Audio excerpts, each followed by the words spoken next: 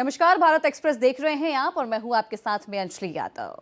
आप देख रहे हैं हमारा खास शो भारत एक्सप्रेस स्पेशल। जरा सोचिए, एक ऐसी सुबह जब आप सोकर उठे और आपके पास मोबाइल का नेटवर्क गायब हो जाए, इंटरनेट का नामो निशान ना हो, ना कोई व्हाट्सएप संदेश और ना ही कोई सोशल मीडिया। ऐसे में आप अपनों से कैसे जुड़ेंगे, कैसे पहुंचाएंगे उन तक अपनी बात को? शायद आप सोच रहे होंगे कि ये तो नामुमकिन है, लेकिन विज्ञान और तकनीक की दुनिया में अब कुछ भी असंभव नहीं है। आज पूरी दुनिया में एक नई क्रांति की चर्चा है जिसे मेश नेटवर्क एप्स कहा जा रहा है। जानकर तो जो जानकार है इसे भविष्य का इंटरनेट तक मान चुके हैं। एक ऐसा इंटरनेट जो न किसी सैटेलाइट से चलता है, न किसी केबल से, और न ही इसके लिए आपको किसी टेलीकॉम कंपनी को रिचार्ज करवाना पड़ता है। यह तकनीक आपके सामान्य स्मार्टफोन को एक वॉकी टॉकी और एक मिनी इंटरनेट टावर में बदल देती है। बिना इंटरनेट, बिना सिम कार्ड के मैसेजिंग, आखिर क्या है ये जादुई तकनीक? ये कैसे बिना किसी सर्वर के काम करती है और क्या वाकई ये आने वाले समय में बड़ी बड़ी इंटरनेट कंपनियों की छुट्टी कर देगी? आज हम मेश नेटवर्क की इसी अनदेखी दुनिया की परतें खोलेंगे। देखिए ये खास रिपोर्ट।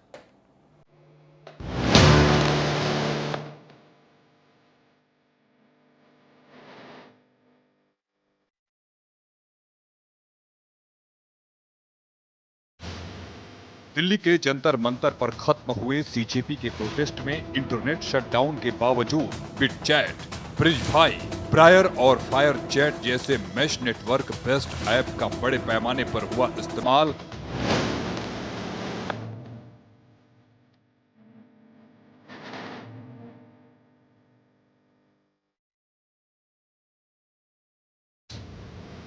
सुरक्षा के लिए बड़ी समस्या बनकर सामने आया है।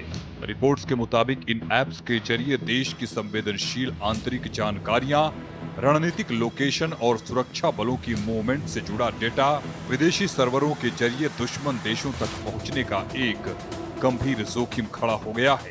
इसे देखते हुए सुरक्षा एजेंसियां एक बड़े डिजिटल एक्शन प्लान पर काम कर रही हैं। इन ऐप पर डिजिटल स्ट्राइक भी शुरू कर दी गई हैं, क्योंकि इन ऐप्स के सर्वर विदेशी धरती पर हैं, इसलिए भारत सरकार के पास इन पर कोई लीगल कंट्रोल नहीं है। कल्पना कीजिए, इंटरनेट नहीं, मोबाइल नेटवर्क नहीं, फिर भी मैसेज सेकंडों में एक फोन से दूसरे फोन तक पहुंच पा रहे हैं। यही काम करते हैं मेश नेटवर्क आधारित ऐप्स। इन ऐप्स में हर स्मार्टफोन को एक रिले स्टेशन बन जाता है। ब्लूटूथ के जरिए संदेश एक डिवाइस से दूसरे और दूसरे से तीसरे डिवाइस तक पहुंचता रहता है, यानी बिना मोबाइल टावर और बिना इंटरनेट के कम्युनिकेशन जारी रह सकता है। यही वजह है कि सुरक्षा एजेंसियां इन तकनीकों पर नजर बनाए हुए हैं। इंटरनेट के बिना भी सीमित दूरी तक मैसेजिंग संभव है। मोबाइल नंबर या ईमेल रजिस्ट्रेशन की जरूरत इन ऐप्स में नहीं होती। हर फोन नेटवर्क का एक हिस्सा बन जाता है। भीड़ जितनी बड़ी, नेटवर्क की पहुंच उतनी ज्यादा। ये इसकी कुछ विशेषताएं हैं।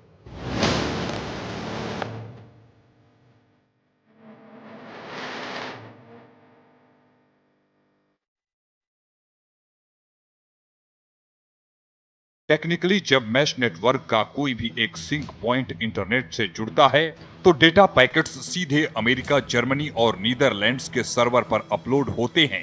वहां से चीन या पाकिस्तान जैसी विदेशी खुफिया एजेंसियां डेटा स्क्रैपिंग या रूट लेवल इंटरसेप्शन के जरिए इस डेटा को आसानी से जुटा सकती हैं, जिससे भारत की आंतरिक सुरक्षा को सीधे भेदने का बड़ा खतरा बन सकता है। देखिए, जो बिटचैट वगैरह है और दूसरी और कई जो ऐप्स हैं जिसमें बिना किसी इंटरनेट के नंबर के या बिना किसी मोबाइल नंबर के या इस प्रकार की जो कई इन्फॉर्मेशंस हैं वो किसी सर्वर पे जा सकती हैं, तो ये वास्तव में गंभीर चुनौती है हमारे देश के लिए, हमारे लिए, हमारी सुरक्षा एजेंसियों के लिए, हमारी पुलिस के लिए।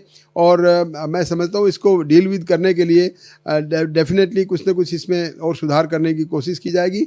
मैं फिर दोबारा यही कहूँगा कि जो हमारा साइंस इस तरफ, यानी कि सोशल मीडिया की तरफ, या जो ये सिस्टम है, जो नए नए ऐप्स आ रहे हैं, नए नए सिस्टम आ रहे हैं जिसमें सोशल मीडिया का प्रभाव ज़्यादा देखने को मिल रहा है, जितना उनका फ़ायदा नज़र आ रहा है उतना ही उससे ज़्यादा कहीं मैं समझता हूँ नुकसान नज़र आ रहा है। अगर हम अपनी इंटरनेशनल सिक्योरिटी की वजह की बात करें या कोई और इस प्रकार की जो हमारी आंतरिक सुरक्षा, बाह्य सुरक्षा और दूसरे जो हमारी इंफॉर्मेशन डाटा नेटवर्क और सिटीजन्स के इंफॉर्मेशन को बिना हमारी इजाज़त के अगर ये किसी तरह से जा रही है तो वास्तव में चिंता का विषय है। मैं समझता हूँ हमारे देश के वैज्ञानिक, हमारे देश के साइंटिस्ट, हमारे देश के जो IT क्षेत्र में जो काम करने वाले हैं इस तरफ ध्यान देंगे और बहुत जल्दी इसका सॉल्यूशन निकाला जाएगा। डेटा स्क्रैपिंग एक कंप्यूटर बॉट प्रोग्राम होता है जो किसी भी वेबसाइट या विदेशी सर्वर पर मौजूद हजारों लोगों की चैट, प्रोफाइल और लोकेशन जैसी जानकारियों को सेकेंडों में खींचकर एक जगह इकट्ठा कर लेता है। वहीं रूट लेवल इंटरसेप्शन इंटरनेट या सर्वर के रूट पर बैठकर डेटा को बीच में ही चुराने या हैक करने की टेक्नोलॉजी है, जिससे डेटा अपने असली सोर्स तक पहुंचने से पहले ही दुश्मनों के हाथ लग जाता है। मेश नेटवर्क में घर या किसी भी जगह पर कई छोटे छोटे वाईफाई डिवाइस लगे होते हैं। ये सभी आपस में जुड़े रहते हैं और मिलकर पूरे इलाके में एक जैसा मजबूत इंटरनेट सिग्नल पहुंचाते हैं। अगर इनमें से कोई एक डिवाइस खराब हो जाए तो नेटवर्क खुद दूसरा रास्ता चुनकर इंटरनेट चलाता रहता है। वहीं विदेशी ताकतों के जरिए इस लूप होल का फायदा उठाने से रोकने के लिए भारतीय तकनीकी एजेंसियां I4C और साइबर सेल वैज्ञानिक रणनीति पर काम कर रही है। गूगल प्ले स्टोर और एप्पल ऐप स्टोर के साथ मिलकर एक ऐसी वर्चुअल बाउंड्री तैयार की जा रही है जिससे भारत की जियोग्राफिकल बाउंड्री के अंदर ब्रिजफाई और प्रायर जैसे ऐप्स के डाउनलोड और अपडेट को पूरी तरह ब्लॉक किया जा सकेगा। आपको बता दें, व्हाट्सएप, सिग्नल और टेलीग्राम जैसी ऐप्स को फंक्शन करने के लिए मोबाइल इंटरनेट या वाईफाई की जरूरत होती है। बिना कनेक्टिविटी के ये ऐप्स कोई काम नहीं कर पाते। दूसरी तरफ ऑफलाइन मैसेजिंग ऐप्स को कनेक्टिविटी न होने की हालात में काम करने के लिए डिजाइन किया जाता है। ये ऐप्स ब्लूटूथ लो एनर्जी का यूज करती हैं। ये एक ऐसी वायरलेस टेक्नोलॉजी है जो लगभग हर मॉडर्न स्मार्टफोन में आती है। कई ऐसे ऐप्स हैं जो ब्लूटूथ लो एनर्जी टेक्नोलॉजी का इस्तेमाल करते हुए बिना कनेक्टिविटी के भी मैसेज भेजने की सहूलियत देती है। ऐसे ऐप्स में बिटचैट एक बड़ा नाम है, जिसे पिछले साल ट्विटर के फाउंडर जैक डॉर्सी ने लॉन्च किया था। इस पर अकाउंट क्रिएट किए बिना भी ब्लूटूथ के जरिए चैटिंग कर सकते हैं।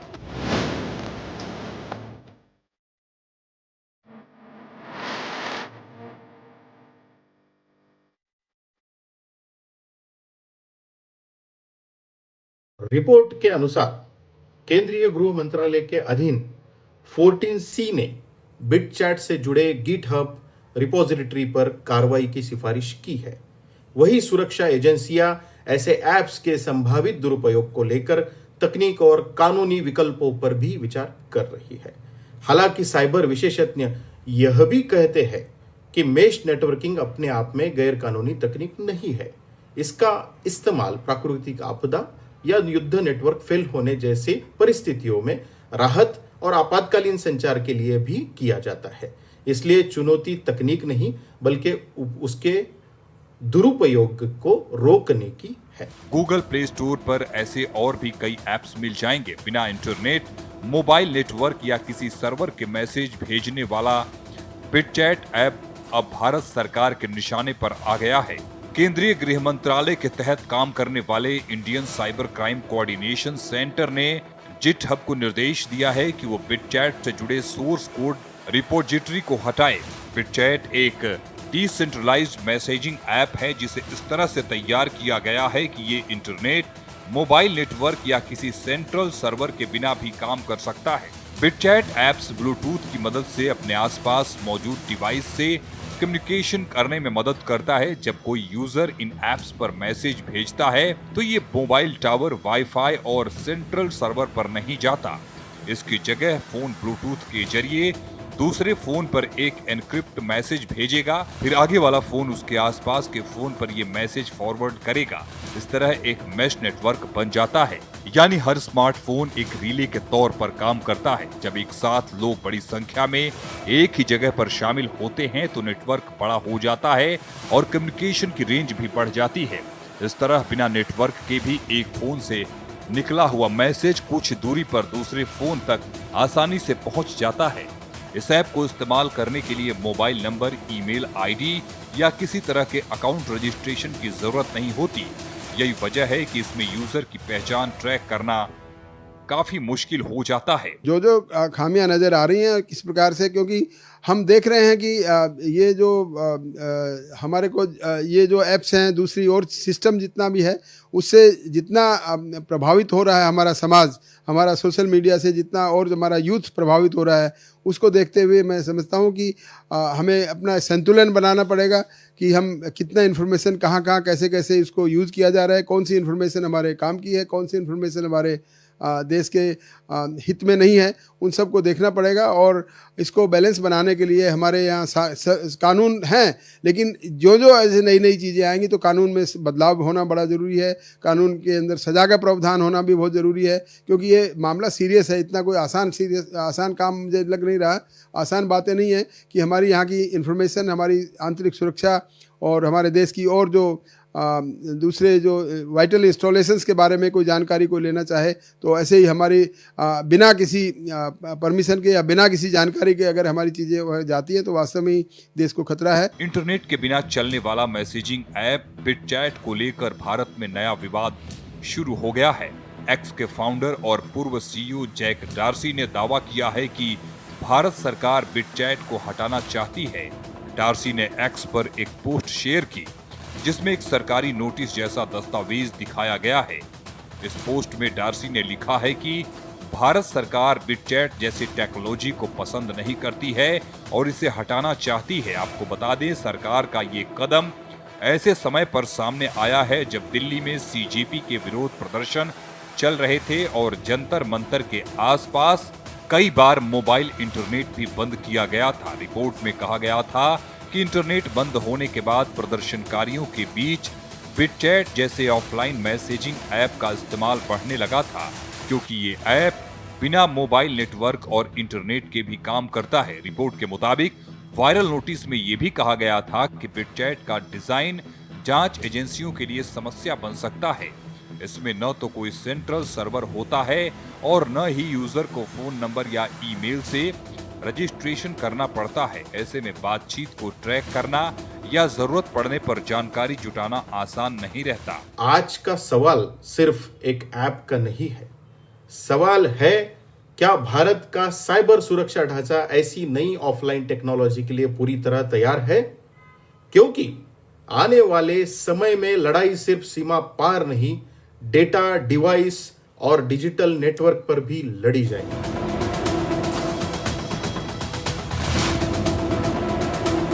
यही वजह है कि केंद्र सरकार के अंडर काम करने वाले Indian cyber crime coordination centre ने ब्लूटूथ आधारित मैसेजिंग ऐप बिटचैट को लेकर बड़ा कदम उठाया है। एजेंसी ने गिटहब से इस ऐप को ब्लॉक करने की सिफारिश की थी। सुरक्षा एजेंसियों का मानना है कि बिना इंटरनेट और मोबाइल नेटवर्क के काम करने वाली ये टेक्नोलॉजी कानून व्यवस्था और राष्ट्रीय सुरक्षा के लिए जोखिम पैदा कर सकती है, खासकर बड़े प्रोटेस्ट में। Bureau report, Bharat express.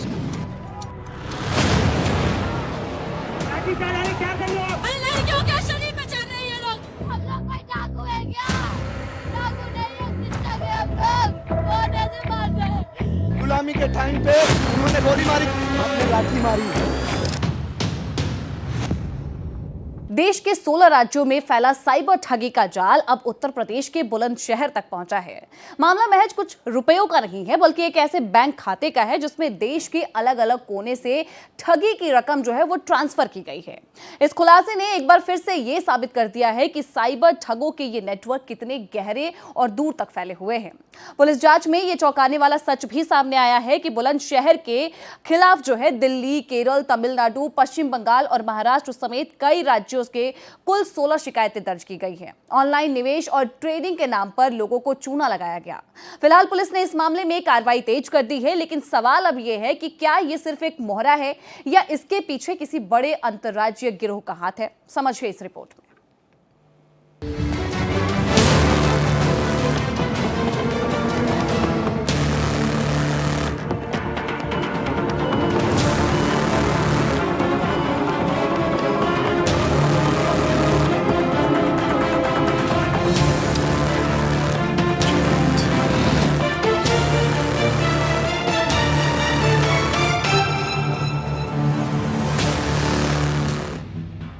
आज के समय में क्राइम का तरीका बदल चुका है। पहले ठग लोगों को सामने मिलकर अपना शिकार बनाते थे, लेकिन अब मोबाइल, इंटरनेट और डिजिटल प्लेटफॉर्म के जरिए लोगों की मेहनत की कमाई पर सेंध लगाई जा रही है। साइबर ठग हजारों किलोमीटर दूर बैठकर किसी भी इंसान को अपना निशाना बना रहे हैं।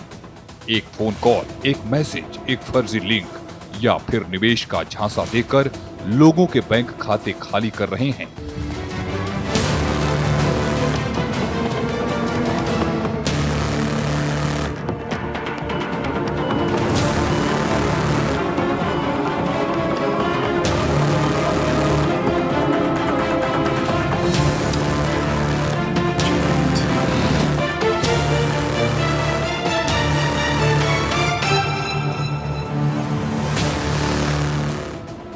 साइबर ठगों का पूरा नेटवर्क बेहद सोच समझकर काम करता है। ये लोग सीधे अपने नाम के बैंक खातों का इस्तेमाल नहीं करते, बल्कि ऐसे खातों का सहारा लेते हैं जिनके जरिए ठगी की रकम को इधर से उधर भेजा जा सके।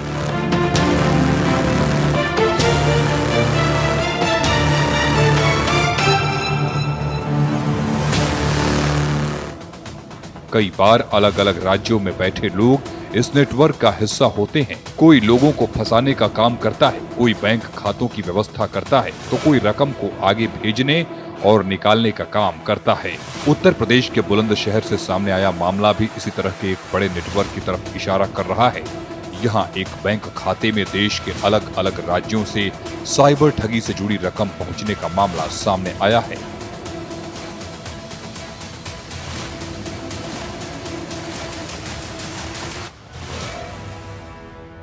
जांच में पता चला है कि बुलंदशहर के एक बैंक अकाउंट में करीब 3.5 लाख रुपए ऐसे ट्रांजैक्शन के जरिए पहुंचे जिनका संबंध साइबर ठगी की शिकायतों से जुड़ा हुआ बताया गया। साइबर अपराध एवं अपराधियों पर लगातार बुलंदशहर साइबर थाना कार्रवाई कर रहा है। इसी क्रम में आज एक साइबर फ्रॉडस्टर, इसका नाम सतीश भारद्वाज है, वो गिरफ्तार किया गया है। इस व्यक्ति का संबंध मील अकाउंट से है। मील अकाउंट से संबंधित एक मुकदमा साइबर थाने में पंजीकृत हुआ था। इस मील अकाउंट के माध्यम से तकरीबन 1,83,00,000 साइबर फ्रॉड हुआ था और इस अकाउंट के खिलाफ विभिन्न राज्यों में 9 शिकायतें फर्स्ट लेयर के अकाउंट में पंजीकृत थी। और इसी के साथ ही हमारी इस पेशकश में फिलहाल इतना ही। बाकी के देश दुनिया की खबरों के लिए आप बने रहिए भारत एक्सप्रेस के साथ।